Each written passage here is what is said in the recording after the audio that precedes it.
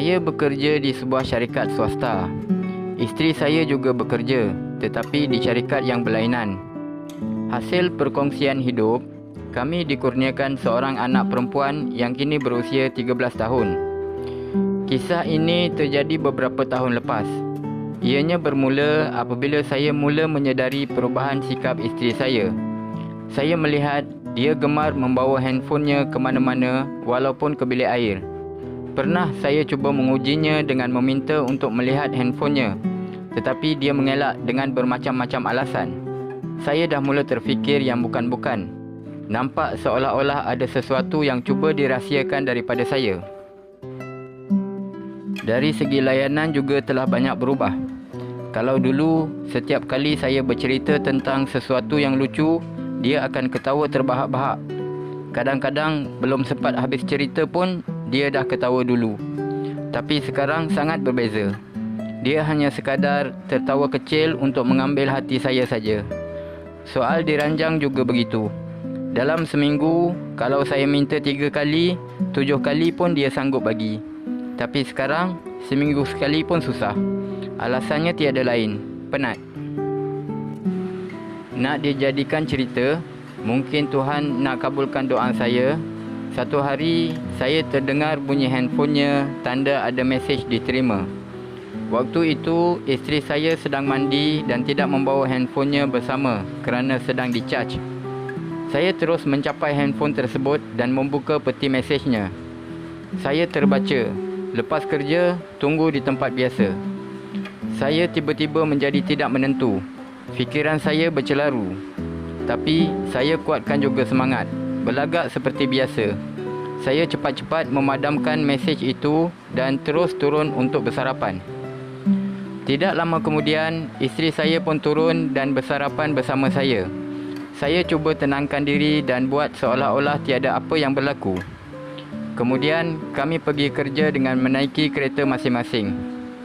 Tetapi, di pertengahan jalan, saya berpatah balik ke rumah untuk mengambil video kamera yang akan saya gunakan untuk mengumpul bukti. Hari itu saya tidak jadi bekerja. Saya mengambil cuti dan mengajak seorang kawan untuk menemani saya. Kami menunggu di hadapan pejabat isteri saya dengan menggunakan kereta kawan saya itu. Setelah menunggu sekian lama, saya ternampak isteri saya keluar dari pejabatnya dan terus menuju ke sebuah kereta yang bukan miliknya. Rupa-rupanya kereta itu sedang menunggu isteri saya. Apabila kereta mereka sudah mula bergerak, saya menyuruh kawan saya itu mengekori kereta mereka dalam jarak yang selamat. Tiba-tiba handphone saya berdering. Panggilan dari isteri saya. Katanya hari ini dia balik lewat kerana ada mesyuarat. Bila saya bertanya dia sekarang berada di mana, katanya di pejabat. Ada tugasan yang perlu diselesaikan dan tidak boleh bercakap lama-lama. Hancur luluh hati saya bila dibohongi begitu. Nasib baik saya ditemani oleh seorang kawan yang dapat menenangkan saya. Kami terus mengekori kereta mereka sehingga ke satu tempat. Saya ternampak mereka turun dan menuju ke sebuah restoran. Saya menyuruh kawan saya untuk mencari sudut yang sesuai supaya mereka tidak nampak kehadiran kami. Selama lebih kurang 2 jam, saya merakam tingkah laku mereka dengan menggunakan video kamera yang saya bawa tadi. Kelihatannya mereka sangat mesra. Mereka kemudian keluar dari restoran itu dan menuju ke kereta tadi. Saya dan kawan saya terus mengekori kereta mereka. Rupa-rupanya mereka menuju ke satu lorong gelap dan kami tidak dapat mengekori mereka dengan kereta lagi. Waktu itu sudah agak malam. Saya menyuruh kawan saya menunggu saja di dalam kereta sementara saya turun dengan membawa video kamera. Saya menghidupkan fungsi night vision yang dapat merakam dalam gelap.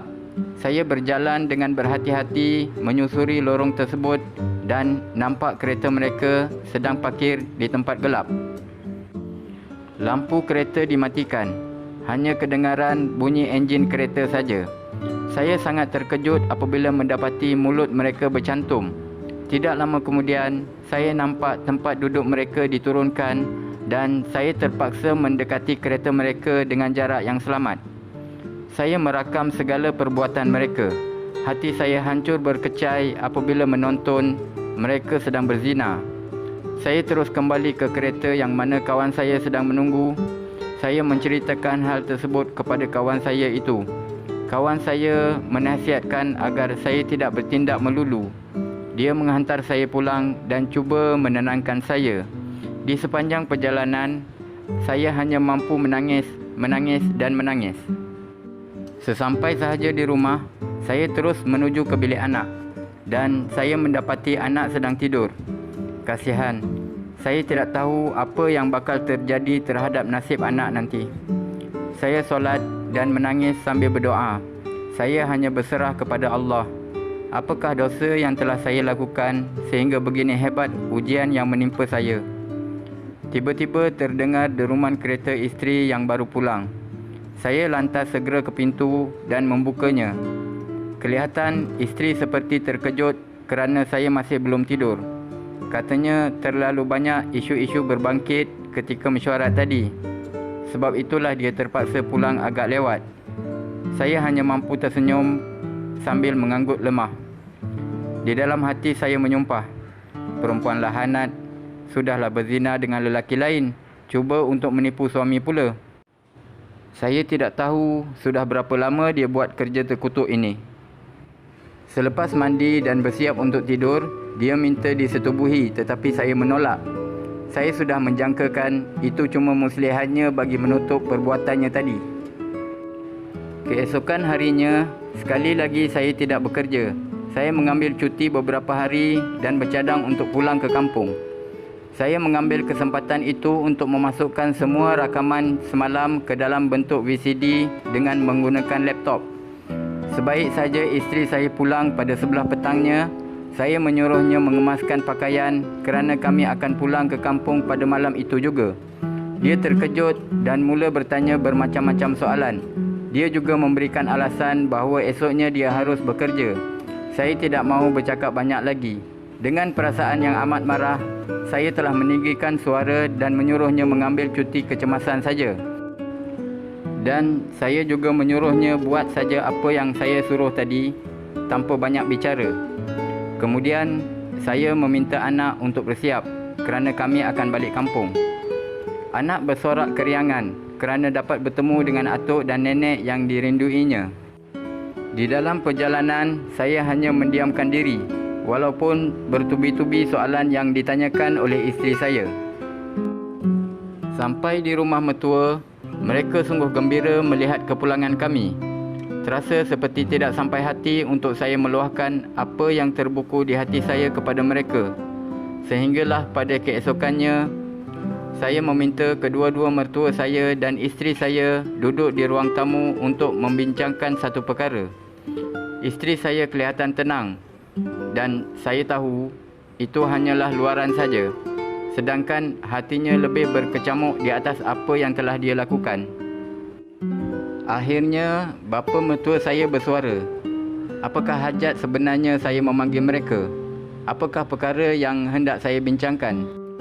Saya menguatkan semangat dan saya bertanyakan apakah pendapat mereka jika saya pulangkan kembali isteri saya kepada mereka. Mereka begitu terkejut. Begitu juga isteri saya. Kemudian mereka bertanya apakah salah anak mereka sehingga saya ingin mengambil keputusan sebegitu rupa.